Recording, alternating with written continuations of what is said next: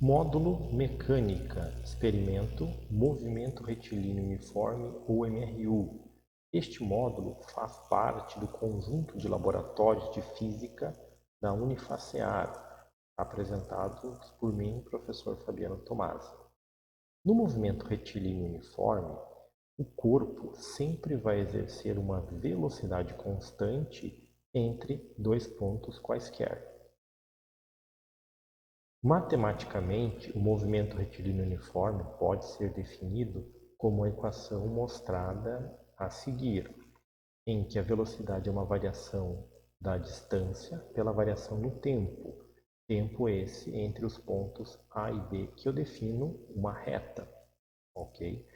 Como o movimento não apresenta variação, ou seja, ele sempre vai ser o mesmo ao longo da trajetória, significa que não há uma aceleração, por consequência, uma força atuando sobre ele, o que poderia alterar a velocidade.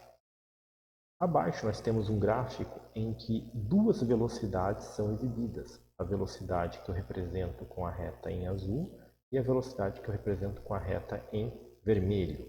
No caso da velocidade em azul, ela é maior do que a velocidade em vermelho. Isso por causa da sua inclinação. Então, toda vez que um gráfico de distância por tempo de um movimento de corpo for representado, a inclinação da reta indica a velocidade do corpo. Mesmo que não explicitamente, você pode, no caso, comparar a velocidade, como é o caso do exemplo, e vai verificar que um corpo se move mais rapidamente que o outro corpo, certo? Então, se nós pegarmos, por exemplo, neste ponto aqui, na indicação com o mouse de tempo, e subirmos até cruzar a reta vermelha, nós vamos encontrar uma distância mais ou menos por aqui, certo? Se pegarmos o mesmo ponto e subirmos até encontrar a reta azul, o ponto mais ou menos estará por aqui. Isso indica que no mesmo intervalo de tempo, ou naquele instante de tempo, o corpo em azul percorreu uma distância maior que o corpo em vermelho. E aí, vamos utilizar um experimento para verificar isso. O experimento que vamos utilizar é o trilho de lançamento. Basicamente, é um trilho composto por um eletroímã que está segurando uma esfera de aço, que será o nosso corpo em questão. As distâncias que o corpo vai ser monitorado serão marcadas pelas posições dos sensores em infravermelho e toda vez que a esfera passar pelos sensores, ela dispara e para o cronômetro. E assim saberemos a distância e o tempo. Então, inicialmente resetando o cronômetro e fazendo um primeiro lançamento, verificamos um tempo de aproximadamente 0,686 segundos, ok? Que é o tempo que ela levou para percorrer aqui uma distância de 50 centímetros, ok? Se eu repetir o experimento,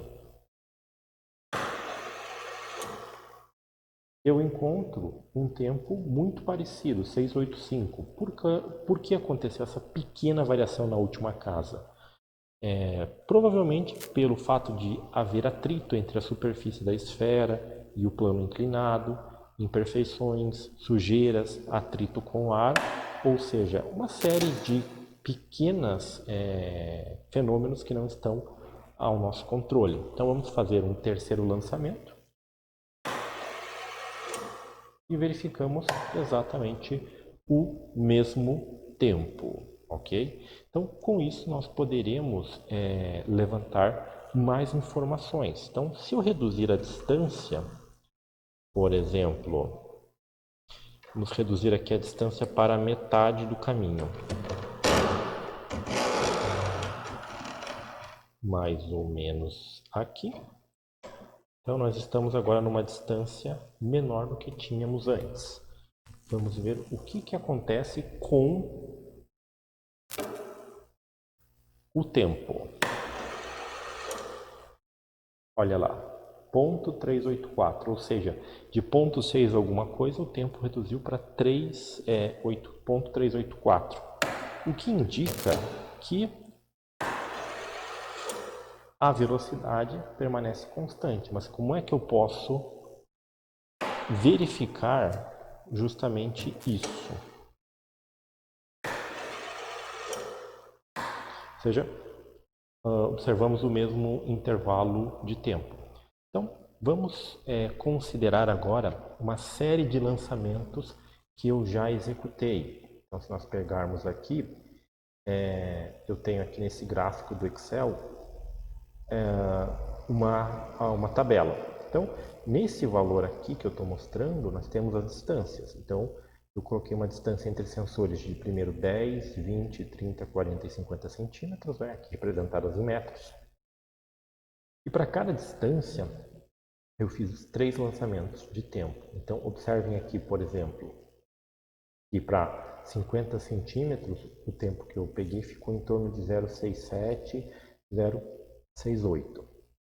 E para 30 centímetros, ele ficou aqui em 0,4, 0,402 e por aí vai, ok? Então, peguei 3 tempos para cada distância. Tirei a média dos tempos, então essa aqui é a média desse conjunto de tempos, essa aqui do segundo e assim sucessivamente. E aí eu dividi a distância, eu dividi a distância 0,1 pelo tempo médio. Distância por tempo me deu a velocidade do corpo, certo? Essa velocidade, observem aqui, no primeiro caso ela marcou 0,758, 0,749, 0,748, 0,753 e 0,736. Se eu considerar apenas 2 casas após a vírgula, o que acontece aqui? Aqui vai para 0,76, aqui vai para 0,75, aqui vai para 0,75, aqui vai para 0,75 e aqui vai para 0,75. Então eu posso dizer que em média a velocidade é sempre 0,75 metros por segundo. E o gráfico da distância por tempo está representado aqui. Então observem que à medida que a distância aumenta, o que acontece com o tempo? O tempo aumenta para compensar, para que a velocidade seja constante, certo? Então, essa é uma maneira de nós verificarmos o movimento sem a presença de forças que vão alterá-lo. No caso, o movimento aqui, ele sempre vai ter início aonde? Se eu retornar aqui, eu observo que a parte inicial do experimento ela tem uma inclinação. Essa inclinação vai decompor a aceleração gravitacional, ou a força gravitacional que sempre aponta para baixo, numa componente ao longo do plano, inclinado. Quando o corpo se desprende do eletroímã, ele usa essa aceleração, essa componente da aceleração, para ganhar a velocidade do repouso até esse ponto aqui. Nesse ponto aqui não existe mais inclinação, então o que acontece? Não existe mais aquela componente de aceleração empurrando ou puxando o corpo para baixo do plano.